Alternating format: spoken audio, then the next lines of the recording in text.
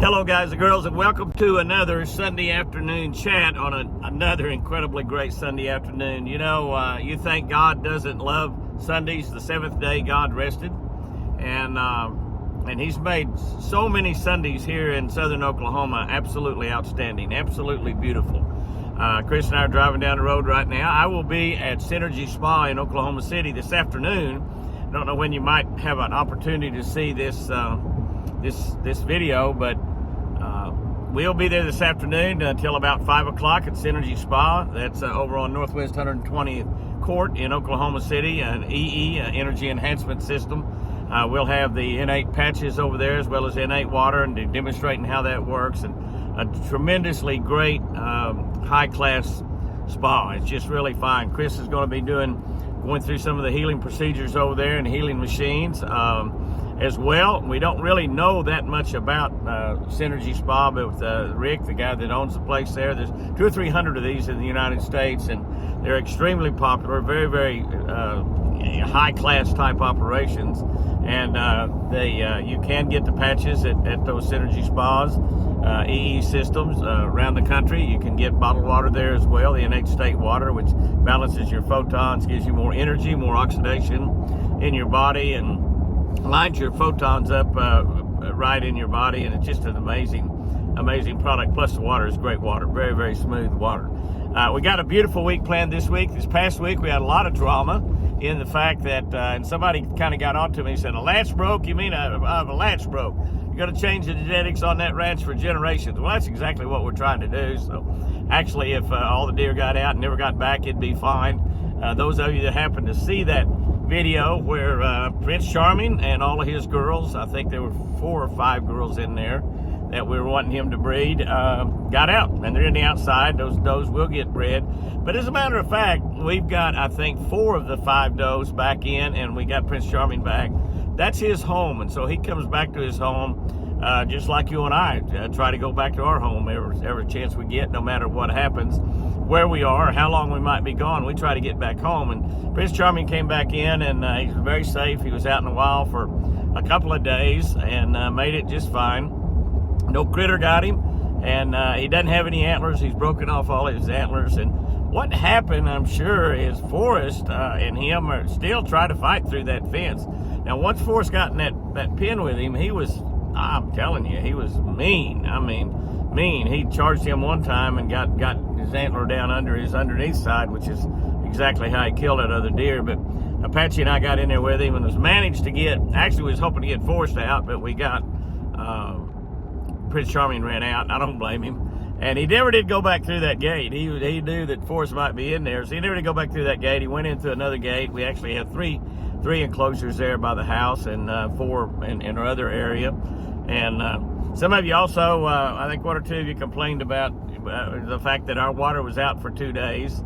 And it was 3 days, actually, before it got fixed, and wondering how the deer, got by without any water. We have big troughs in for the deer. They can go several days without refilling that water trough, and we filled it before we shut the water off to fix the leak, so it was full. The other enclosures down get their water out of the lake. We pump it out with a generator and a water pump, and it pumps right out of the lake, pumps right into both of their tanks up there. So the deer had plenty of water. Jimmy and Chris didn't have water for 3 days, and sure was glad that we got to go to Sherry's house. Went down to Lake 10 Killer filming. We caught a lot of fish on 10 Killer, probably 20 or 25 fish. We caught a wide variety, 6 varieties of fish. That's right. We used the American Original Deep Smoothie crankbait, caught a few on a spinnerbait, and then caught several on Crappie Magic with a lucky bug and a swimming minnow. I think mostly I caught them on a swimming minnow. I caught some crappie, I caught some drum, I caught channel cat, I caught didn't catch any white bass. I caught largemouth bass, smallmouth bass, and Kentucky spotted bass. So 6 different species we caught down there. Didn't get anything really big, but we had a great day, had a lot of fun. Caught a lot of those fish there toward the evening. I actually quit at 5 o'clock, which I had a couple hours. That's on the old time, daylight savings time, so I still had a couple hours I could have fished, but I quit at 5 o'clock to go watch my grandson play football at Tahlequah High School. They were playing Bartlesville, and it's the last game before the playoffs. They go to, I think, Lawton next week for the playoffs. But Lightning didn't score any touchdowns, but he did play the game and had a lot of fun. And they actually won the second half of that game 13-0. That's right, won the second half of that game 13-0. Now, that said, they were trailing 51-7 at the half. 51-7 at the half. But anyway, it was great. We got home at 3:30 in the morning. I finally put Chris to bed as soon as we got home, and got to bed about 4:30 myself on Friday night. So that made a pretty short night. I had to sleep really fast to get a little sleep in before daylight. It wasn't long before daylight. At least it was on the old time, so it didn't get daylight till 7:30. But anyway, so we've had a really good week. I did not get to fish any this past week, except that one day on Friday there on Lake Tenkiller. And I got to tell you, Tenkiller was a lot tougher. And it's actually been a lot tougher the last 2 or 3 times I've fished than I can remember. But we also did a video, which we're going to put up here on social media, on how to find fish and where to fish if you're fishing from the shore. If you're fishing from the bank, not fishing out of a boat. And if you go down to Lake Tenkiller to fish off the bank, off the shore, it's a great place. And then if you don't like it that much, you can always go by Jimmy Houston Marine and buy a new tracker boat from Jamie. And they got trackers starting down pretty low, going on up to really nice trackers like the ones that I run, a 175 and a tracker 195. But Tenkiller seemed pretty difficult, but there's a lot of great places, and these places exist on all lakes around the country, pretty much all of them. We mentioned 1 or 2 there that might be only on the larger lakes, like Tenkiller, but there's places where you can go and catch fish. You can drive. We talk about some of the baits you want to use and how you want to go about fishing them. And it was a hard bite doing that, but we did catch a few doing that, but not very many. But we caught about 20 or 25 out fishing in the boat, so I had a really good time doing that. So we did both. We crowded 2 things into one day, which means that you don't do either one of them very well, is what that usually happens. You got to do something, do it right, and I didn't. You know, one of my philosophies is, if you're going to do something, be exceptional at it. Do an exceptional job. Not a Mickey Mouse job, but an exceptional job. And we didn't necessarily do that. But we had a great time anyway. We had a lot of fun fishing. It was really good to fish, really good to watch a high school football game. It's the first one I've got to see this year. We'll be in Oklahoma University next week. We are licking our wounds after 2 straight losses at the University of Oklahoma. And both games we basically lost. The other team played well. I'm not taking anything away from Kansas and Oklahoma State. Congratulations to both of them. But we pretty much gave them those games with penalties and then mistakes. We really made a lot of unforced errors that was really just totally our fault. And you know, the officiating was not too good. I'm not going to complain too much about the officiating. We knew when this year started that the University of Texas and Oklahoma University was not going to get too good officiating in the Big 12, because they are awfully upset that Oklahoma and Texas are leaving and going to the Southeastern Conference. I'm really excited about being in the SEC, although I'm an old guy and I'm a traditionalist. I like the fact that you got a bunch of colleges all around within a few hundred miles of each other, and everybody can drive to all the games if they want to, home and away. All the students can drive to all the games if they want to, home and away. And it's a great college experience now that they've taken away from a lot of the college kids, unless you got enough money to get on an airplane and fly. And I don't know how most college kids are, but when we were in college, we could get on an airplane and fly anywhere. I mean, we had barely enough money. In fact, I bought a little Volkswagen because it got 30 miles a gallon, which was a lot back in those days when we only got 10. And to drive so we could go to the football games, the away football games. We went to a lot of them, but they've taken that away in the idea of money, making money, obviously, and some conferences now are coast to coast, California to the East Coast, all the way. And I think the ACC added teams to make that happen. And by golly, the SEC is not far away from that, and wouldn't surprise me they don't add another one or two. But we knew that the Big 12, which is a great conference. I love the Big 12. I love the Big 8. Before the Big 12, we knew that the officiating was going to be kind of leaning the other direction, and it has been all year. I've watched a couple of Texas football games the same way, and if you think the football's been bad, wait till you see basketball coming up here pretty quick.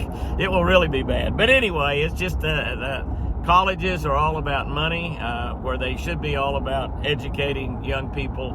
Most of them are not nowadays. Most of them are into indoctrinating young people and not educating them, and it's all about money. It's all about government money, money from donations, money from whatever they can get. They're all about money, and it's just a shame. I swear I don't think it was that way back when I went to college, which was a long time ago. I graduated from college in 1966, before most of y'all were born. We're looking at a great week this week here on the Eagle. I've got great friends coming in. Shane Greenville from Laredo, Texas, which I've spent time at Shane's house. I know his wife, beautiful wife. I don't know how he got such a beautiful wife. Beautiful wife and incredibly smart young boys. I don't know, I fell off a turnip truck and that girl was blind or something, couldn't see well. But anyway, Shane is a great friend. He's going to come down and fish a couple of days. And then Jeff Shaw, my buddy that just retired a year or so ago from O'Reilly Auto Parts. Jeff Shaw is going to come down with his brother Lewis, and I just love those guys. I love them both. Lewis is so smart. Jeff is so smart. Lewis is a pilot for FedEx. We are actually in the process of talking to Federal Express about a television sponsorship right now. So any of y'all can say something good to the people at FedEx, say it, because we would love to. Bass Pro Shop, where I buy all my hunting and fishing gear, delivers their stuff through Federal Express, FedEx, and so it's a perfect match for us to be involved with FedEx, and hopefully we're going to make that happen sometime in the next month or two and have them as a sponsor. But Lewis, Lewis is not an executive at FedEx. He's more important than an executive.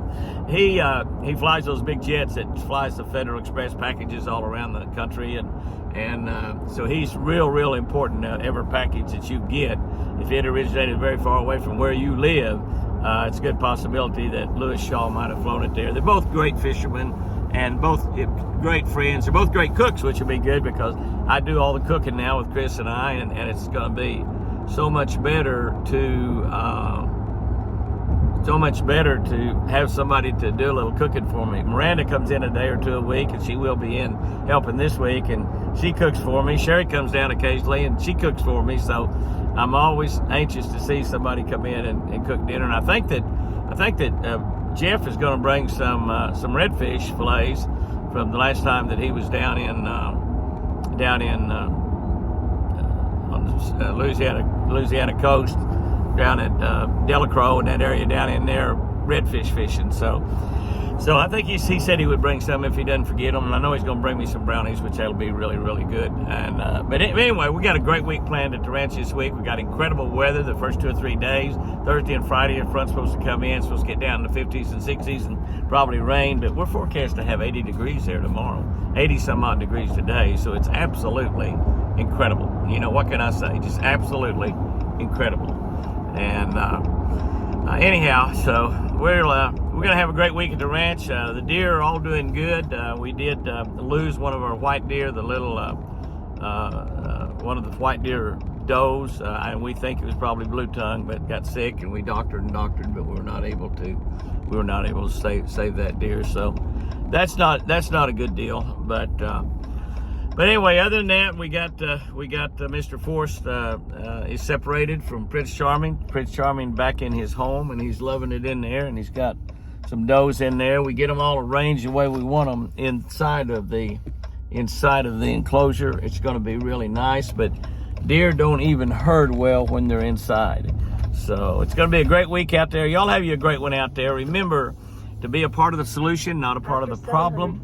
Remember to do everything that you do with tremendous enthusiasm and work as if you're doing every job you're doing for God. Because if you're doing it in that regard, live your life as if Jesus is walking right beside you, because can I tell you, he is walking right beside you. Guys and girls, go out there and have you a great one, great week, fantastic week, and remember, I sure do love you. Let's stop and get a little fuel in this goat. Yeah, fill this Ram truck up. Look down, it says I'm getting 21 miles a gallon. That's pretty good. Back in the old days, we got 8 or 9 in a truck. Remember, I sure do love you.